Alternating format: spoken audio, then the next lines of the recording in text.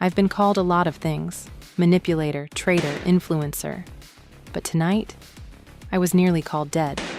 One bullet, through the screen, missed me by inches. And just like that, the illusion of peace, gone. I should have seen it coming. Zallum never forgets. I ran. Not because I'm weak, because survival is my art. Ember met me at some overpriced hole with linen napkins and hard stares. She said, "I warned you."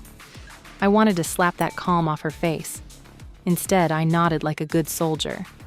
She said that if I worked within the augmentum, I would be protected, and that I could make a difference. A difference to what? No matter what I do, the hate for Saptics is still going to be strong. Humans are always going to fear what they don't understand. Safe? With Zallum's dogs already sniffing my shadow? I told her I was scared. Not of death. Of him. Guile was his ghost. His message. And then, silence. I knew. Before I turned. He was here. And he wasn't alone. Ember reacted fast. She always does. Saptic grenade. Shield up. Bullets deflected. But me? I leaned in, whispered to the stragglers. My voice is persuasion. And they listened.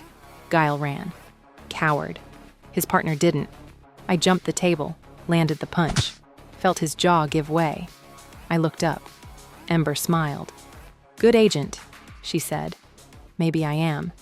Maybe I'm still just a survivor wearing perfume."